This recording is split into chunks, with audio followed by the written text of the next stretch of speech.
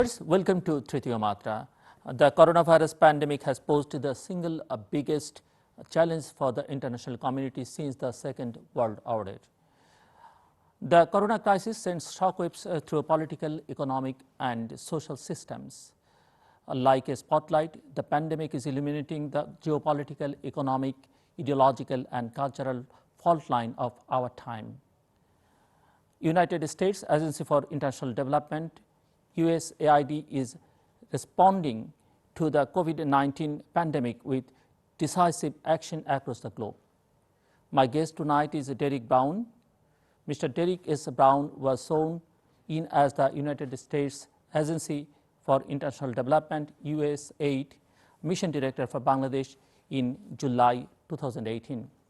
As a senior Foreign Service officer holding the rank of Minister Counselor, Mr. Brown brings to the position more than 30 years of development experience. Most recently, he served as USAID Mission Director in Angola from 2016 and 2018. Also, he served as USAID Deputy Mission Director in Indonesia for 3 years and Acting Mission Director for a year. Prior to that, he served in Botswana, Tanzania, Mozambique, Ghana, and Dominican Republic and Afghanistan. Mr. Derrick, welcome to the program. Thank you, Zillur. Thank you for those nice comments. It's been almost 6 months since the world has been going through a severe crisis for the novel coronavirus, also known as COVID-19. The virus has been detected in 223 countries. So far, around 6 million people have been infected.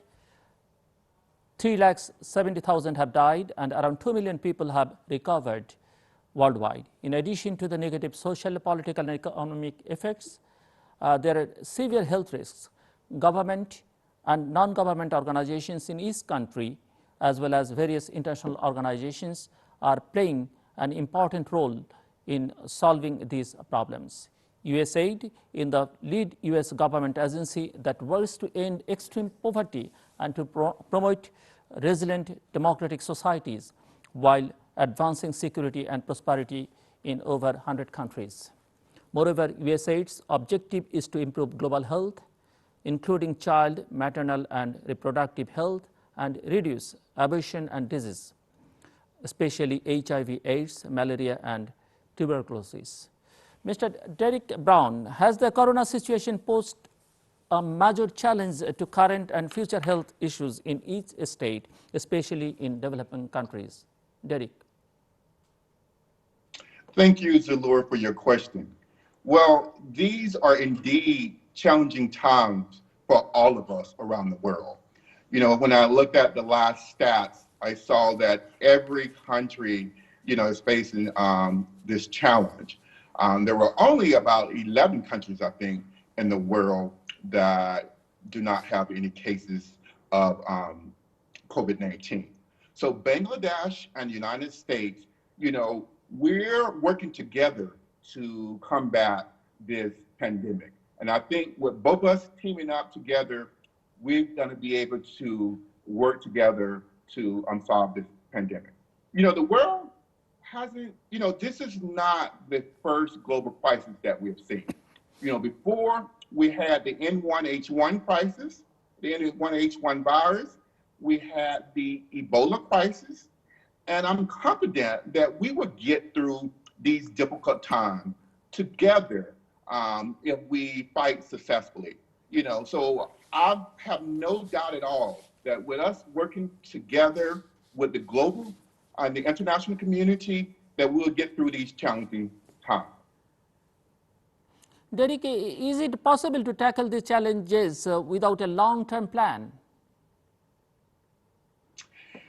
Zillur, that's a great question. I think development outcomes are not possible without long-term planning and a sustainable approach. You must have a long-term plan. Researchers and medical professionals around the world, they're working together to find a cure for this deadly and invisible enemy. And so it's essential for us as development partners to have a long-term plan. So I think your question is adequate, that you must have a long-term plan. And what we need to do is we need help by doing our part in ensuring that we are following these preventive measures. So we're all in this together, and we definitely need a long-term plan. Derrick, what steps must be taken at this moment to overcome this situation? What do you think? Well, the steps that must be taken, as I mentioned earlier, is that we must work, hand in hand with the government of Bangladesh and with our international partners. Because again, this is not something that is unique to Bangladesh. It's all around the world, affecting everyone. And it's constantly changing. So we have to be able to change and adapt our procedures in order to conquer this virus. And I think that's the important thing, is that because this is so new to us, so it's essential that we're able and flexible to change our plan. Mr. Derrick Brown, USAID has provided over 22 million USD to complement the government of Bangladesh's ongoing efforts to prepare and respond to the spread of novel coronavirus diseases, that is COVID-19. Do you have plans to donate more? Yes, well, USAID been in Bangladesh since the 1970s. So we've been supporting the government in Bangladesh for a long time. And we have, as you have articulated, just with the COVID funding, has been able to provide over 22 million to complement Bangladesh government.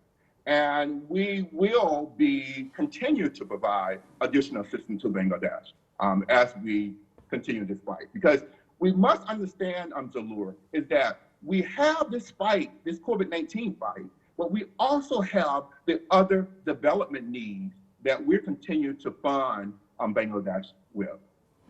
And how this fund will be implemented? Any idea? Well, with the 22 million, well, first of all, we're concentrating in strengthening the diagnostic and the laboratory capacity. We want to increase case management and infection prevention and control. We would like to improve the supply chains and the logistics. We also working in areas to enhancing the risk communications to increase knowledge, to dispel the myths and the misconception. Because when you look at it, Zillur, about 85% of the people that get COVID-19, they have mild cases and they can survive with minor complications. It's about the 15 other percent that have more severe. So a lot of myths are out there. I think it's like the reverse. Like you have 85% of the people that get corona virus die, when it's the complete opposite, that you only have about 15% that have these severe cases. So we have this risk communication to dispel these myths and misconceptions. So I think that's an essential part of our funding that we're providing.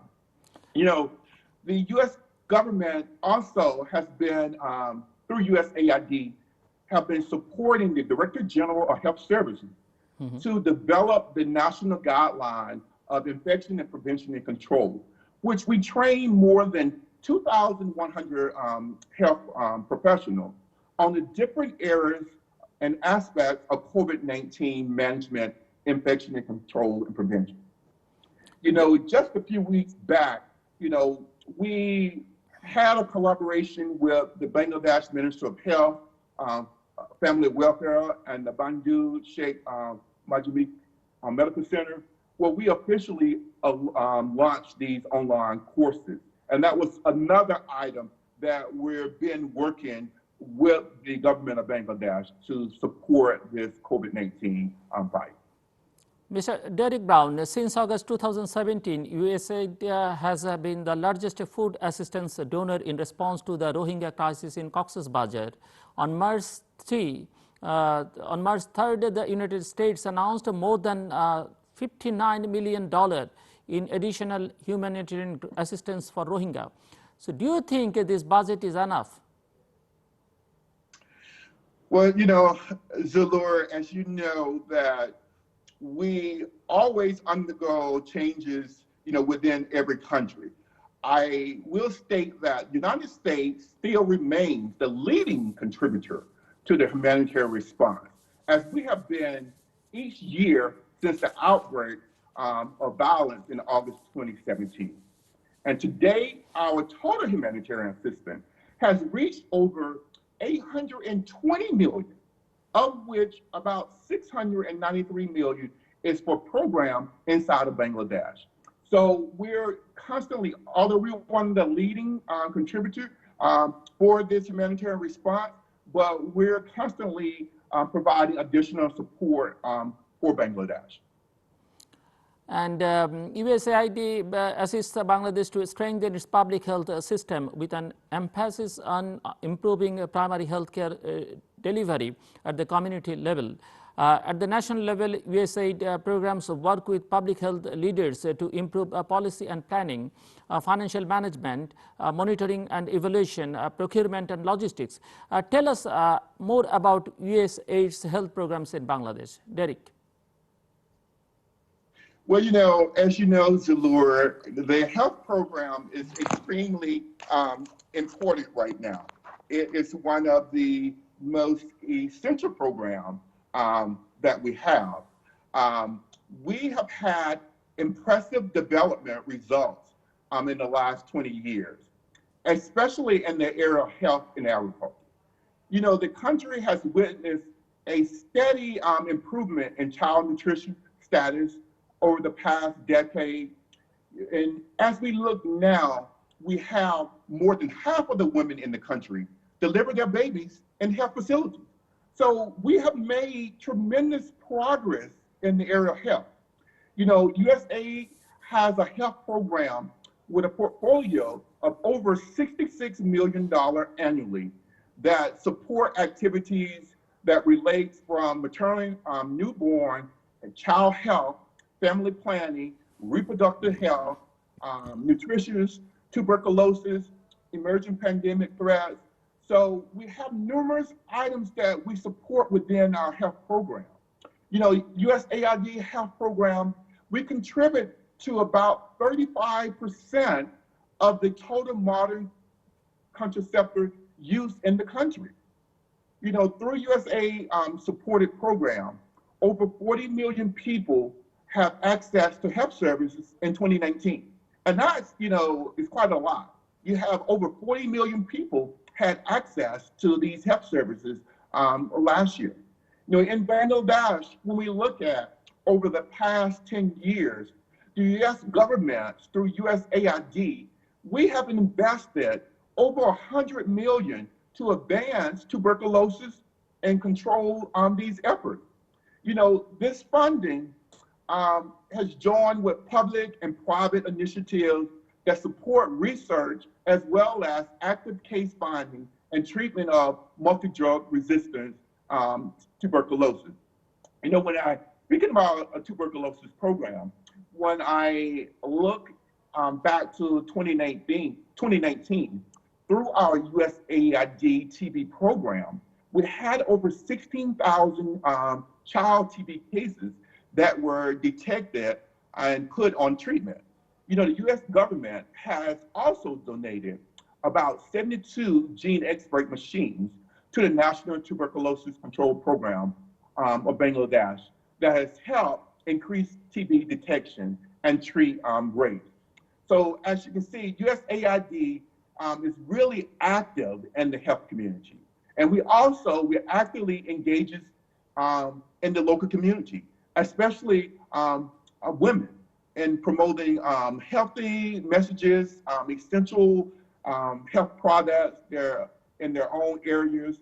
And this would ensure that better access to quality health products and that you get a health improved status in their communities, which will in turn generate more income for women and their families. So in 2019, USAID engaged more than 2,000 plus women and entrepreneurs in such activities as I just mentioned. So we're truly engaged in this area. Derrick, how do you contribute to strengthening Bangladesh's health sector? Yes, I just mentioned several areas that we're looking to strengthen for the health sector.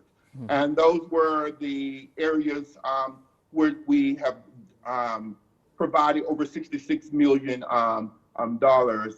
in this area. Okay.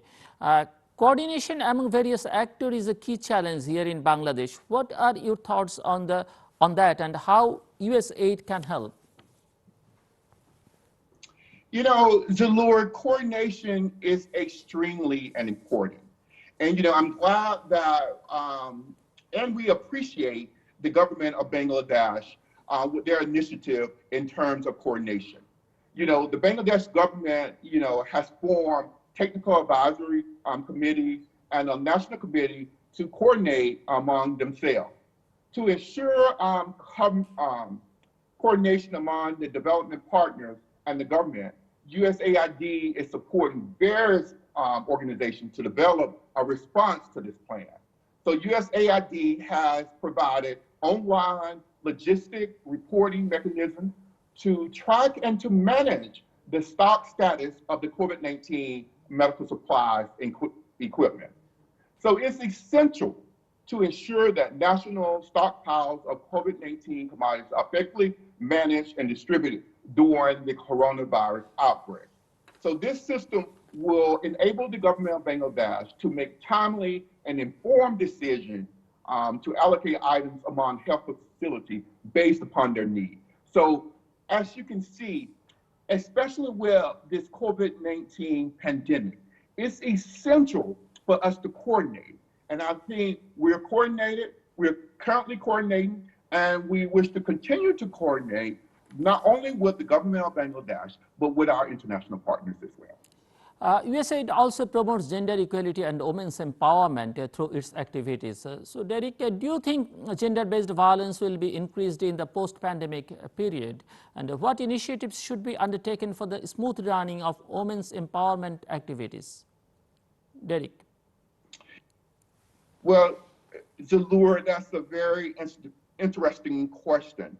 That's a question that actually I was just listening to a talk a few days ago and saw that gender-based violence is something that's affecting people all over around the world. So this is not something that's unique to Bangladesh, but as a result of the lockdown, as I said earlier, not just in Bangladesh, but all over the world, they have seen an increase in gender-based violence. And in fact, you know, we don't have the actual data yet to tell you the exact number, but a survey that was conducted by one of the leading local NGOs found that about 25% of a 25% increase in domestic violence in the month of April. So as you look at just in the month of April, there was a 25% increase in domestic violence. So gender-based violence is something that we really gonna have to concentrate on, because with the lockdown, it has really increased. Again, not just here in Bangladesh, but all around the world. So what we see that this is due from, we look at lack of income will increase tension and stress as a result. So it's likely that more women and girls will be victims of violence because a lack of income. If you're not having a source of income and a lack of income, violence will increase. So many poor families in the rural areas will try to get their daughters married at an early age, thinking that they're gonna minimize their cost of living. Hence, child marriage may also increase due to income losses leading to poverty. So that's something else that we're seeing that we need to watch out for, because this lockdown definitely has put an increase in this area. Derrick, we just got through Cyclone Amphan, and USAID has always been helpful to people of Bangladesh in the times of natural calamities. How Bangladesh can be prepared to mitigate the effects of natural disasters and recover from climatic shocks? Derrick. Yes, well, we have to say, knock on wood, Zillur, yesterday in the cyclone season. However, we're still expecting tropical storms, throughout the month of June. Since 2001, USAID has contributed to the construction and the restoration of over 575 shelters in Bangladesh. And those have been critical in providing shelters during cyclone and other natural disasters. Those have been used to house people with the movement during the previous cyclone Bulbul, as well as cyclone Amphan. So USAID have also been supporting training for communities and the most vulnerable areas to become better prepared to mitigate the effects of natural disasters, as well as recover from these climate shocks. USAID programs have helped establish early warning systems to alert the people of flooding and incoming cyclones. So those techniques that we have been in partnership with the government since 2001 has helped improve the way that the government has responded to a cyclone.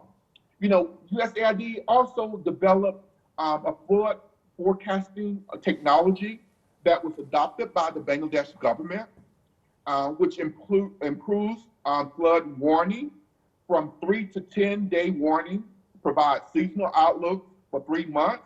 That's a big improvement from what we had in the past.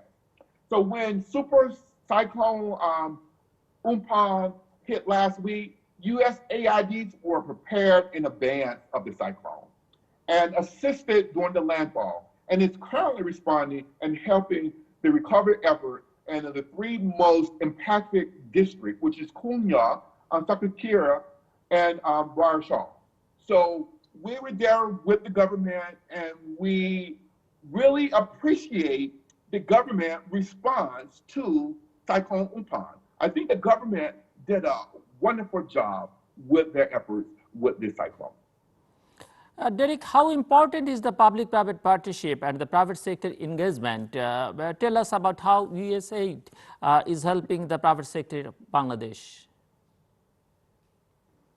Well, Zillur, let me say, first of all, the private sector is dear to my heart because I think the private enterprise is perhaps the most powerful tool for lifting lives out of poverty. That's one of the most powerful forces for lifting lives out of poverty and strengthening communities and building self-reliance. So it is now an agency priority for USAID that we increase and strengthen our work with the private sector of host communities, as well as embrace upon market-based approaches to achieve more sustainable development and humanitarian outcomes. USAID is helping Bangladesh to address these development challenges, and that has threatened to undermine the economic potential and the stability. Our goal is to advance sustainable development. We want to advance sustainable development that is owned and guided by Bangladesh themselves. That's development that's owned and guided by Bangladeshis themselves. As Bangladesh is advancing towards becoming a middle-income country, private sector engagement is very important. So I think this is a central part of Bangladesh's journey to a middle-income country. So let me give you just a few examples to paint even a clearer picture of how we are working with Bangladesh in the private sector. USAID is support the agricultural mechanization that has trained women to become local service providers to farmers. I know the Minister of Agriculture and Ambassador Earl Miller we launched the second phase of our agricultural mechanization project last year, at my home. And with this project, it involves operating agricultural equipment. So as a result, 139 women are now involved in mechanization service businesses, where traditional women were not visible. So this project has allowed women to be visible in an area that they weren't visible in the past. Hence, a mechanical starter developed by a Bangladeshi firm made it easier for women to start and operate machinery, such as reapers and power tillers. I have to say, when you used to be able, and I'm from the South, Zillur, so I used to work on a farm. In fact, I grew up on a farm, so I'm used to handling a lot of different farm equipment and a lot of manual equipment that you have to put extra work to in order to operate. But seeing how they've been able to improve these machinery, they have been able to help women operate them easier. Not only women, but I would say that I can operate them a lot easier. So that's just one example. And then I got another example on Zillur. Last year, USAID connected over 200 farmers from Jashore with Bangladeshi's larger retailer band called Shopno. Shopno, which enabled them to link directly with the private sector in order to sell their produce. Then you look at 1 year later, the number has increased to over 400. So that is amazing results. And those are the type of results that we like to see in USAID. Then my last example on the private sector, Zillur, is about in Jashore. In Jashore, USAID is building the country's first ever modern flower wholesale and retail center that has inspired the government of Bangladesh to build one in Dhaka with its own resources. So through our work in Jashore, the government of Bangladesh now has been inspired to build a same flower shop in Dhaka. So those are the type of things that we would like to continue to see in the private sector. Derrick, so far I know that USAID has a governance program in Bangladesh. So could you please tell us how USAID supports Bangladesh to improve Bangladesh's governance system? Derrick? Thanks, Zillur. Yes, the governance program is one of our programs here in Bangladesh. We have our Democracy, Rights, and Governance program, where USAID is countering trafficking in person program, which is a training program or training local counter-trafficking committees and trafficking survivors about the dangers of COVID-19. The COVID-19 awareness campaign have been able to teach citizens about the importance of physical distancing and hand washing. And USAID, through our democracy program, has also been able to train the district legal aid office staff about COVID-19, about the transmission as well as the prevention. It is providing hand sanitizer gel as well as non-contact thermometers so that staff can safely work with their beneficiaries. So those are a few of the activities that we're doing now for COVID activities in our democracy program. Derrick, we are talking about COVID-19. What's your personal take on COVID-19? How do you personally see this pandemic? Well, Zillur, personally, it's something that none of us can escape. It has personally affected me as well as my family. I get affected here in Bangladesh as well as in the US.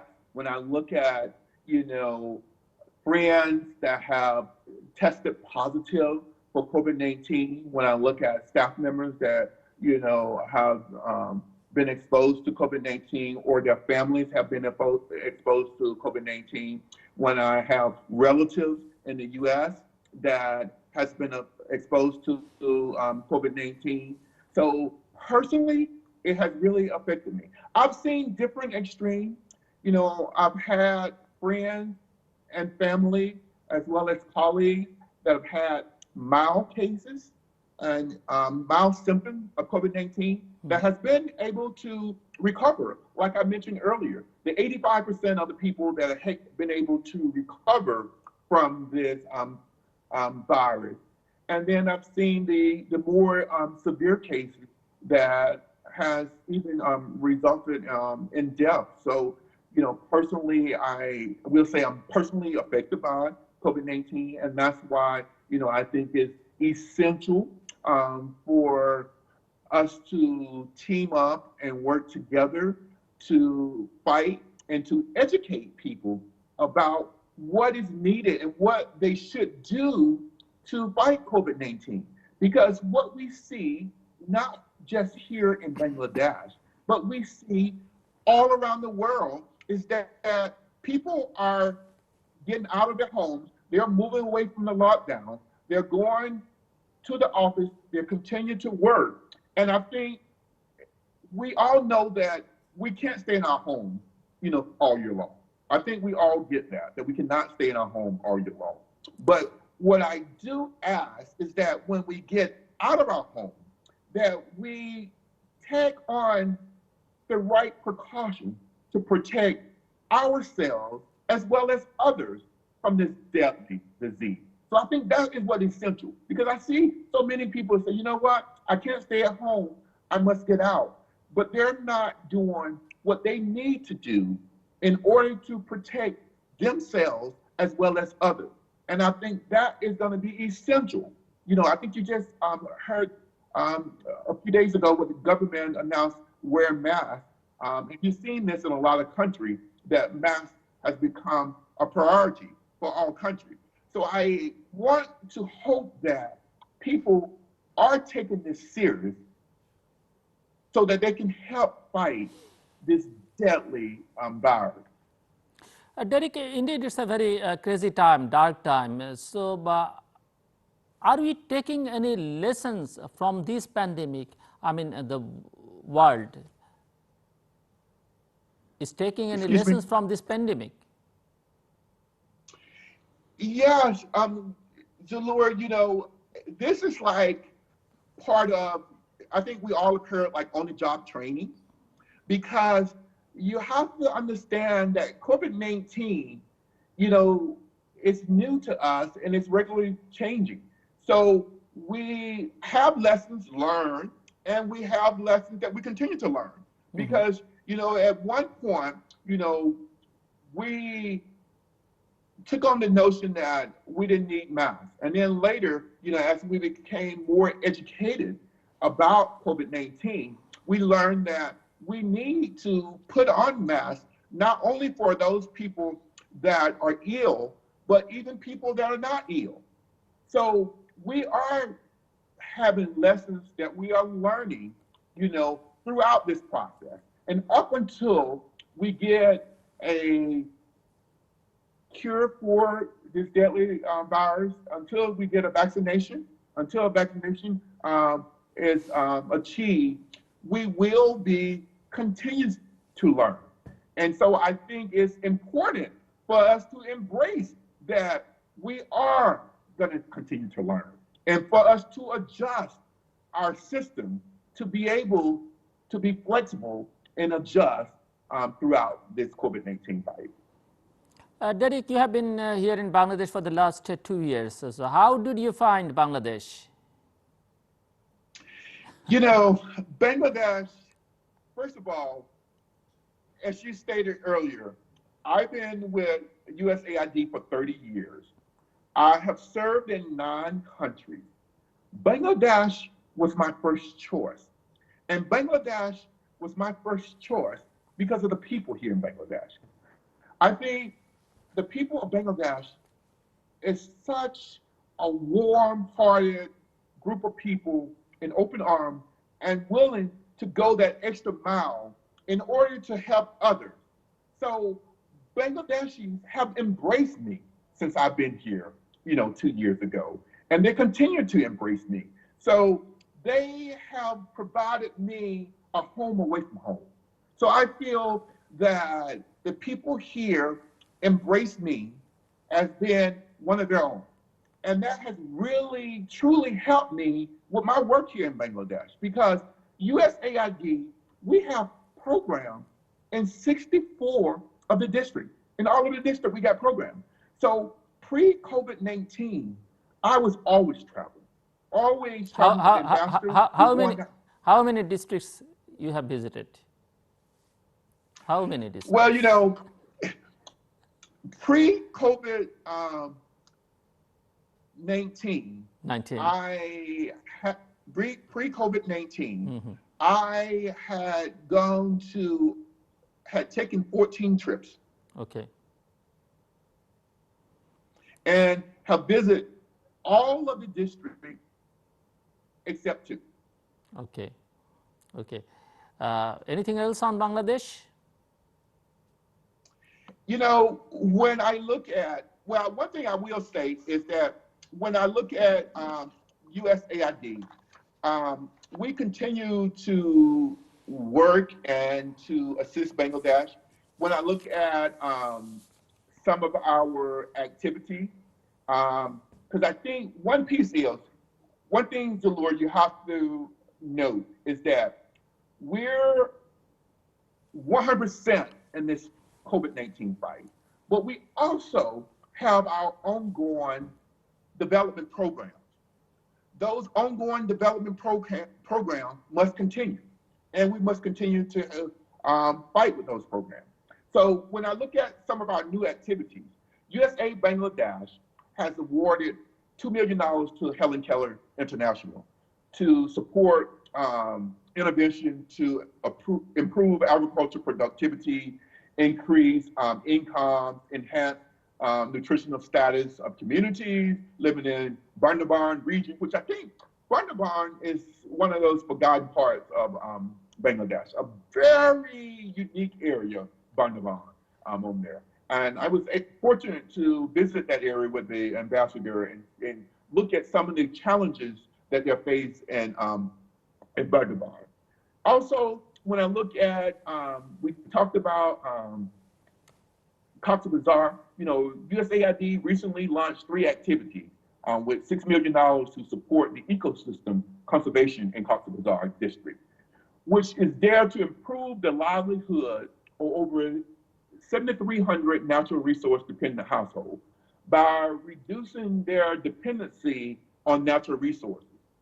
These activities will also encourage reforestation. They're going to assist with natural regeneration, rehabilitation of degraded the hill streams in Cox's Bazar district, which will continue to help that area. Because when we look at our work in Cox's Bazar, we not only work with the refugees, but we work with the host community. We provide equally to both entities.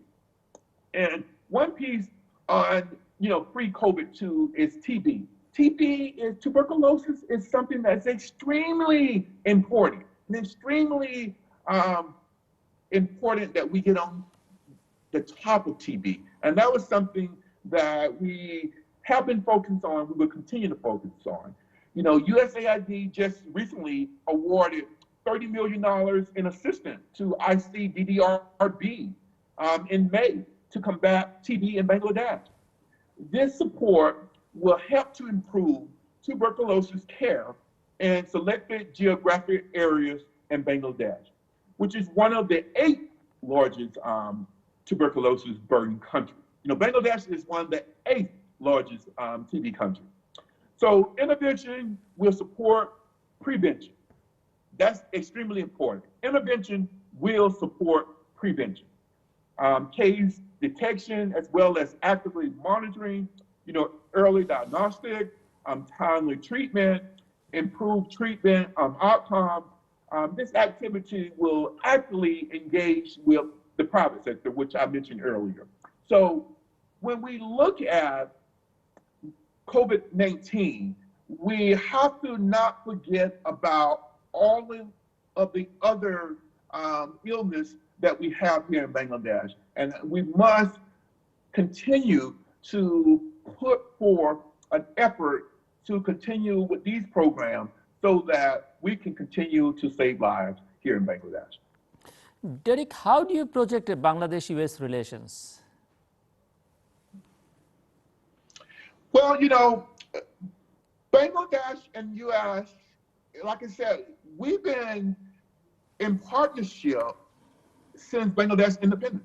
Mm-hmm. So I feel that we have a unique relationship.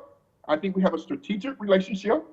I think that we're continuing to change our relationship because USAID, we have been looking at changing our relationship from one of a donor relationship to one of a strategic partnership, one which you enhance that partnership, not just an aid donor relationship.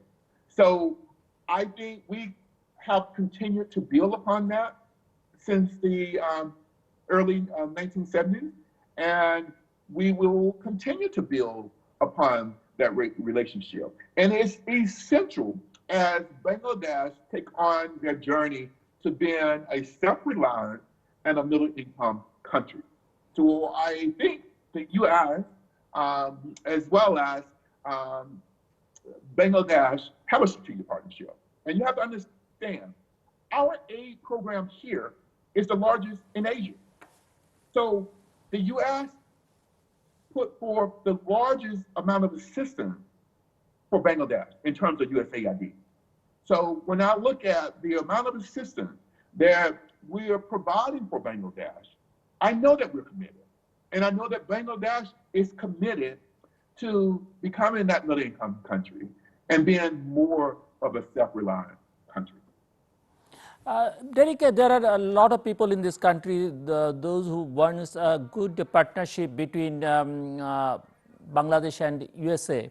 But there is a perception also here that people are thinking that US doesn't look into Bangladesh through its own eyes. US always look into Bangladesh through few other neighboring countries of Bangladesh for the last couple of years. Do you agree with that? You know, I think we look strategically with the government of Bangladesh.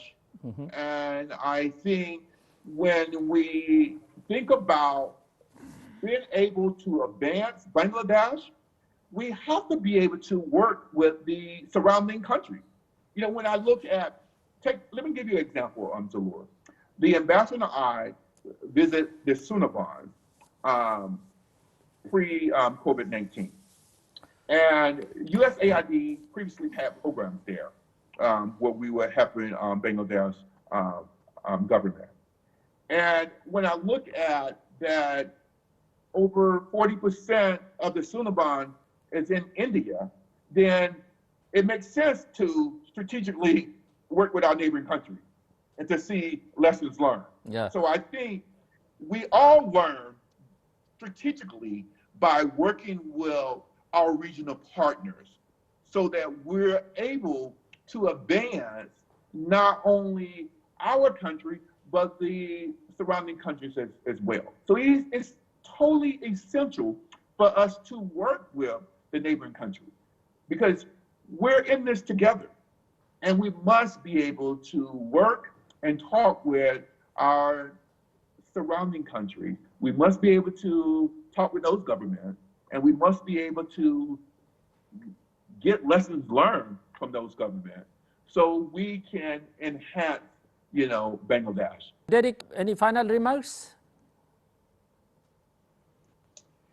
Well, like I said, it really has been my pleasure to work and assist here in Bangladesh and to work with the government of Bangladesh and to work with the partners here in Bangladesh. You know, I think Bangladeshis are committed to advancing their country, and I think that they love their country. And I think we all are here to advance Bangladesh to that middle income country. And so I think that we will continue to do coordination, and we must continue to work together, especially with COVID-19, because COVID-19 is not here short term. This is something that I think is going to be around. And so we're going to have to learn how to support the different systems that are in place currently, and learn how to adjust those systems so that we can advance here in Bangladesh. So it's been my pleasure to work with the government of Bangladesh, and I know that we have a lot of challenges in front of us, but as long as we both are willing to continue this fight together and are willing to improve the situation, we would do well, as well as Bangladesh will improve as well. Derrick Brown, thank you so much indeed. Thank you for being with us. COVID-19 has either unleashed or expedited changes in global politics, the economy, and society. We don't know when it will end and what the future will look like. But we know for sure we won't be going back to the world we left on the night of December 31st, 2019. We cannot afford again to lose the battle over interpreting what is happening and what needs to be done. Over the next months, the groundwork of the new world order will be laid. We must make sure we'll shape the debate over how it will look like. Thank you for joining us. All the best.